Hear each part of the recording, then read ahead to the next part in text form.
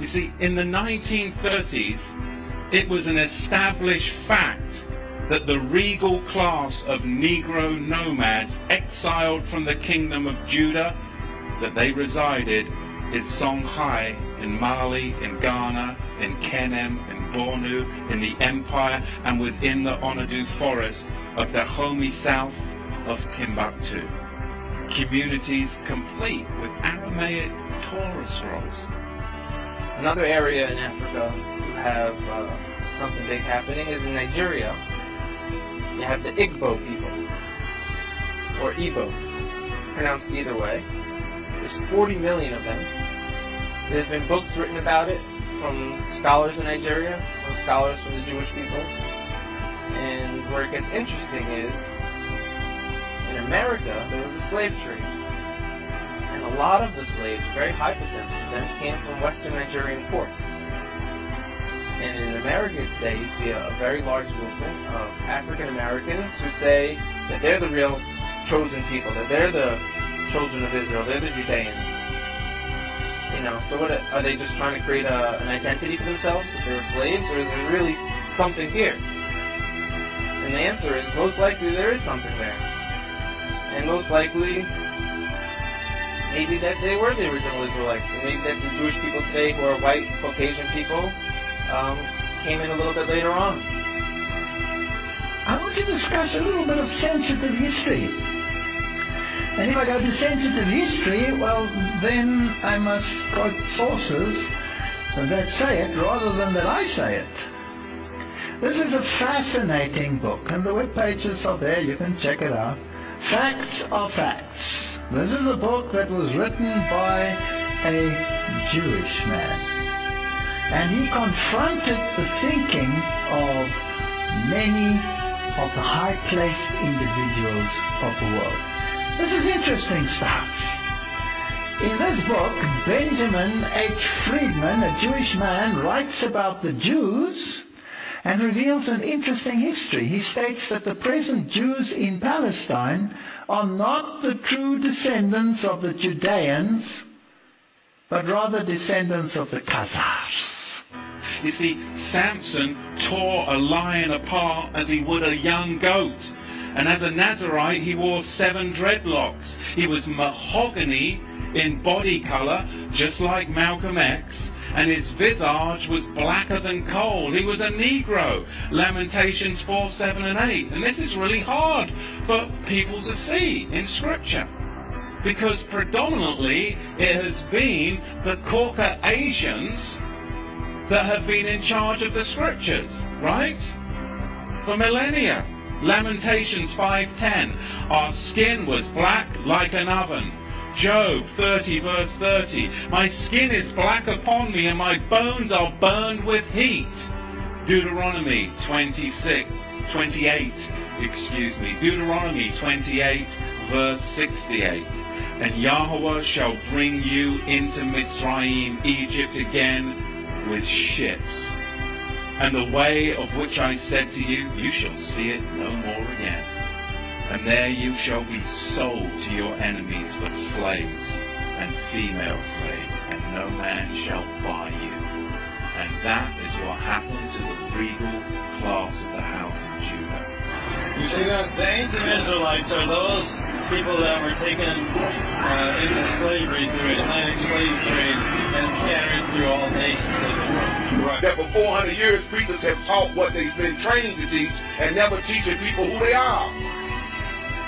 Looking right in the book that's talking about us, but not knowing that it's talking about us. Hi, shalom, shalom from Israel. This is Ola, the daughter of Jethro. And I just heard that you black people that was running from Africa to America, that you don't know who you are. But you are the children of Yahweh, the children of Israel. And I'm telling you, you have to come back to your homeland, near to Zion, to Jerusalem, because us the Gentiles, we do need you. And now you have people in Africa saying that they're the real people of Israel. It can't be ruled out at all. We know they were sold into slavery. We know now that they're fulfilling prophecy by saying, we're coming back. Who is it that's acting like they supposed to be God's people? Now, because theologians have brought out the point that there's neither Greek nor Jew, you think it's not important to know who is the real Jews, because they say once we start talking about who the real people are, they'll start saying it don't matter. See, the whole point of this country is to be dismissive when it comes to truth. Why? Ask the bloody question. Why are they only teaching you the history of slavery as far back as the 16th and the 17th century? Why are they only going that far back? They don't want you to go farther back than that, because then you'll actually find out the truth. But from the 16th and 17th century, we'll teach you about slavery. You've got to go further back, and you've got to understand and question, why do they do this throughout the whole of America, in all the public schools? Why do they only go back as far as the 16th and 17th century to talk about slavery? We've got to go further back. So the genetic testing actually proved to the doubters what you and your forefathers have been saying for generations. That must be exciting news. Indeed. I'll be honest, I hadn't heard of the lemma. I knew very little about it. But having spent time making the journey from Jerusalem down through Zimbabwe, having spent time here at this festival, seeing what your people are all about, I can only sum it up in one word, and it's shalom. Shalom. You see, it's just like Al-Qaeda today. Or is it ISIS? Or is it ISIL? Or is it IS? I mean, right? Let's just change the name as much as possible to throw you all off so you really don't know what's going on. Let's keep switching the identity to hide the people. Why don't we just keep renaming you? Are you Negro? Oh, no, you're not Negro. No, you're colored. No, you're not colored. You're African American. And this is what they name you. The slavers name you this. As we begin to dissect, because I want to do it in the Bible, so you know I'm not making up nothing, and I'm not no Black Panther, and I'm not no black activist either. I'm a Hebrew that found out that this book is my culture. Nobody wants to deal with this, because let's just wrap Christianity up in a pretty bowl, and let's just go on to heaven. And no, we're going to get rid of these lies that's been told. That's why our people are messed up, because won't nobody tell them the truth. And most of what you heard preached is what has been sanctioned by the ADL.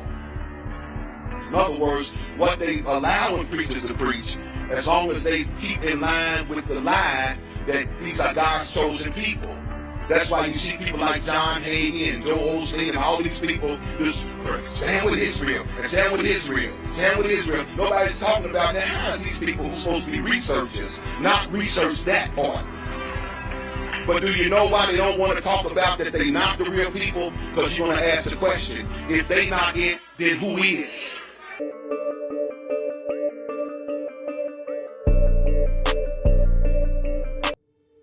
I'm going to take you step by step through what I learned, and it took me 9 years to learn it. I could sit down with anyone and show them how to become a millionaire. If we were to photograph your body with Kirlian photography, that's the way you would look. Your body would be a glistening, radiating, gleaming form. You're a mass of energy in a high speed of vibration. You operate on a very high frequency. You're moving so fast you appear to be still.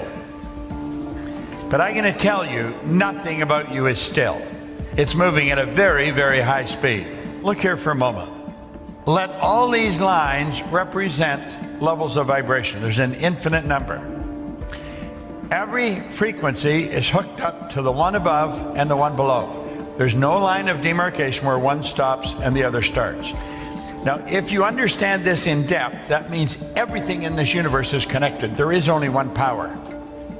It manifests in many different forms. We think we're different.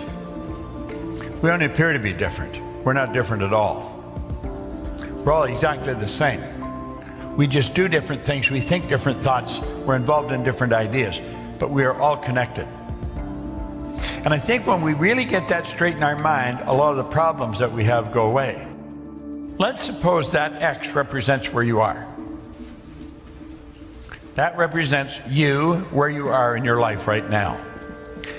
You have the ability to take a very honest look at your life and see how you got there. Everything that's happened is recorded in your mind. And you can look back and you can see how one thing led to another, which led to another, which led to another. You met this person, you met that person, you moved here, you lived there, you went to work here. And you'll see in your mind how you got to where you are, because you can look back at it. Now, when you go to look ahead, you say, that's where I want to go. This is the dream that comes into your mind, and you quickly get rid of it because you don't know how to get there.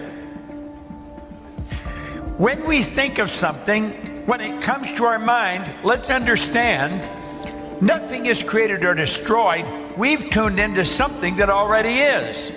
And rather than let it go, what we want to understand is that there is a place. It's a frequency that we tuned in on, way beyond where we're at in our own consciousness.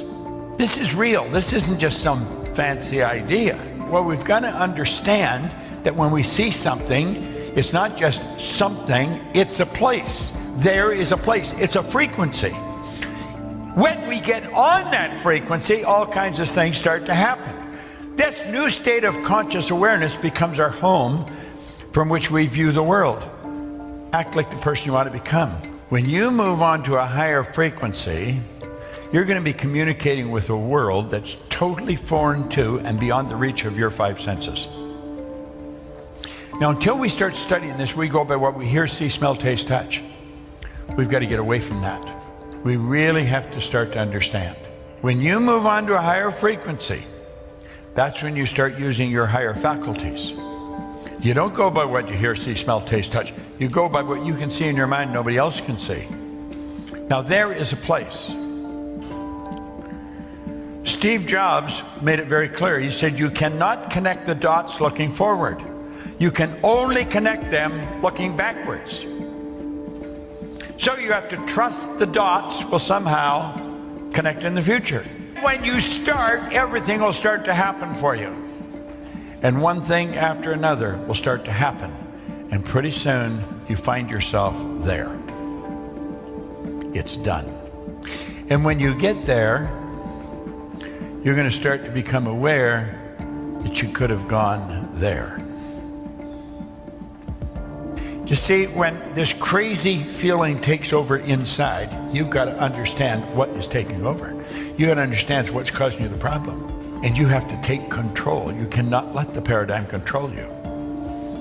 That's where that feeling inside, it starts to create doubt. It starts to create fear, all kinds of nonsense. You've got to understand, it's like a person inside that's against you. That's really what it's like. It's like a person that's inside talking to you, and it's against you.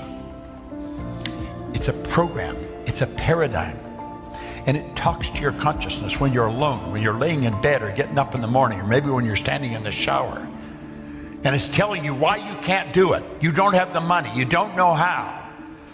You're never going to get somebody to believe in this. All those ideas are going to flow into your mind.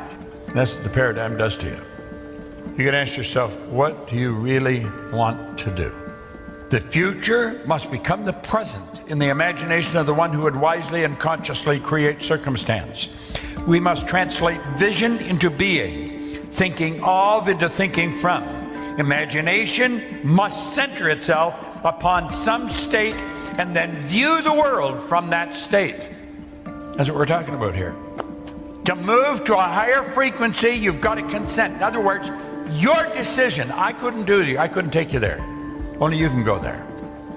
Then you have to adapt to the ideas and feelings the new frequency represents. Then you're operating from intuition. You're not operating from what you can see with your eyes because it's not manifest yet.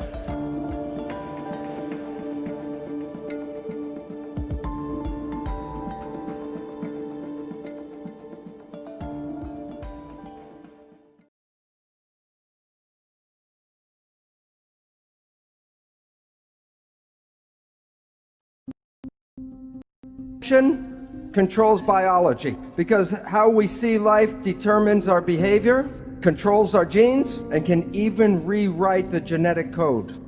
You're not a victim of your genetics, but you are responsible for what unfolds in your life. What you believe creates your life, on the inside and on the outside. I will show you where you got your beliefs from, and I will explain why it's very difficult to change your beliefs. Even when you talk to yourself, it doesn't work. I will give you the neurological reason why it is difficult, and then I will show you how easy it can be to change a belief.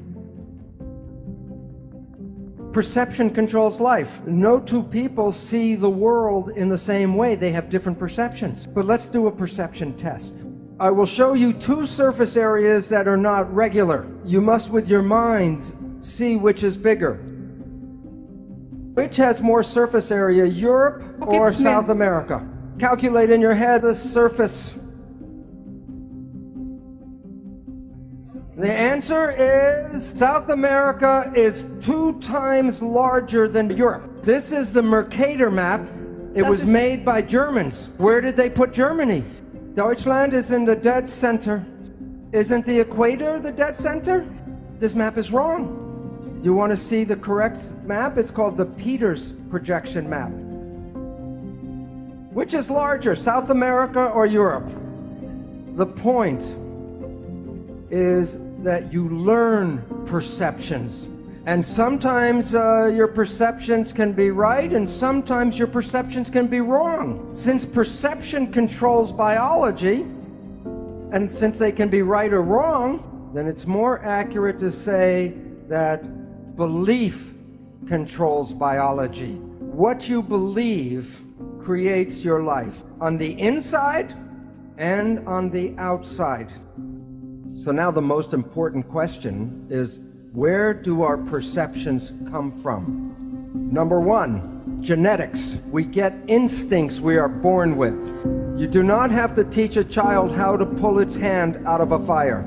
It is also very complicated instincts. For example, when a baby is born, every baby can swim. From the moment it's born, it can be born underwater and swim like a dolphin. And this brings up a question which I'll answer in a little bit. If we were all born with the instinct and the ability to swim, then why do we have to teach children how to swim? And it's related to the second source of perception, and that is the subconscious mind, where our learned habits and learned experiences are recorded. So I'll talk about the swimming now. Okay. When a baby is very young, the parents are afraid that the baby will drown. So every time the baby goes near the water, the parents, the baby's by the water. By the sink, by the toilet, by the brook, wherever the water is, the baby hears the parents get very excited. So the baby learns that water is dangerous. And it has a fear of water because the parents express the fear. So the baby is afraid of water. So when the baby is 5 years old, the parents buy him a bathing suit. And they want to put the baby into the water. And the baby grabs the parents like a cat with claws, because what is in the baby's mind? That you're going to drown the baby. So the learned behavior can override the instincts. The third source of perceptions is the conscious mind, which is different than subconscious mind. The subconscious mind is learned habits. The conscious mind is creative programming. We talk about genetics because you were born with that as nature. It's in your nature to pull your hand out of the fire. But the subconscious behavior is learned, so it's based on experience, and it's called nurture. And for 100 years, science says, which is more powerful, nurture or nature? And it's a useless argument, because what's more powerful? Consciousness.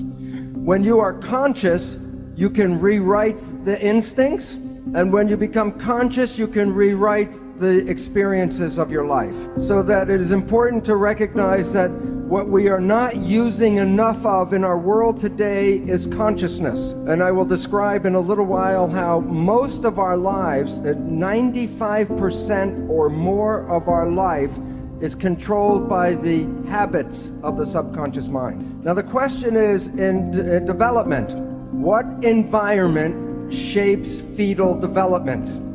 And the reason why the environment is important, as I showed you in tissue culture, the fate of the cell is controlled by the environment in which the cell lives. Whether it's just one cell or billions of the cells in a fetus, it's still the same response. So the question is, what environment is controlling the development of the fetus? The mother's environment shapes the fetal environment. When a woman is having a baby and she visits an obstetrician, the obstetrician asks mainly 3 questions. Are you eating well? Are you taking vitamins and minerals? Are you getting exercise? Why so few questions? And the answer is this. Medicine believes the fetus is controlled by the genes, genetic determination. And so therefore, the development of the baby has nothing to do with the mother. And so therefore, the mother's only role is to feed the baby. But as we talked about, the new science called epigenetics says that the environment controls the genes. Now think about, is there more in the mother's blood than just nutrition? Yes, emotions, the chemistry of emotions, the stress hormones, and all the other factors that control the mother's body also go into the placenta and affect the fetus. If the mother is happy, the chemistry of happiness makes the baby happy. If the mother is stressed or angry, the baby is stressed and angry. It's not the baby's brain that is controlling that, it is the response to the chemistry of the mother's blood. And now we know that the baby's brain is learning. Halfway through pregnancy, the brain starts learning. So the emotional patterns and behavior of the mother are being learned by the baby before it's born. But this does not leave the father out of the picture, because if the father irritates or upsets the mother, then that is translated to the baby. And you might say, why should nature allow the mother to influence the baby so much? And the answer is this. When the baby is born, it will live in the environment that the mother experiences. So the mother is nature's Head Start program. It prepares the baby for the world that is present when that baby is born. And that the influence of the mother and the chemistry of her blood influence the genetics of the child. So for example, the experiences of the mother during World War II, and this is in the Netherlands, a scientific study, when there was not enough food and people were in starvation, the influence of the starvation on the mother was passed to and affected the genetics of the child. And when the child grew up and had her own baby, it passed the influence of starvation onto the next generation. In science, it's called the grandmother effect, that the grandmother is influencing 2 generations. As I mentioned, medicine has said that all the development is just controlled by the genes of the baby, and that the brain and the nervous system of the fetus doesn't really work until just near birth. This is now proven to be totally wrong. That the baby, as I mentioned, is learning by midway through pregnancy. It's learning now. So if the father talks to the baby through the abdominal wall, the baby will learn the voice of the father.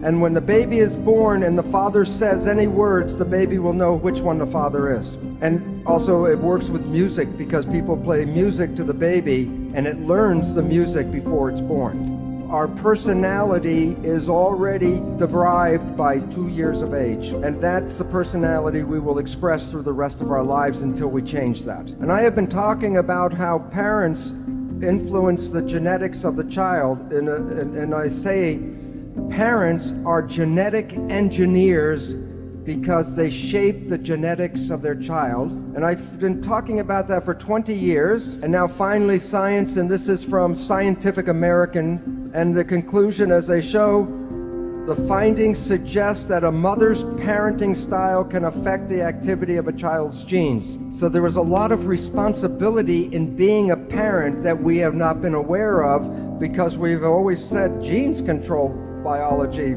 but it's the environment that controls biology.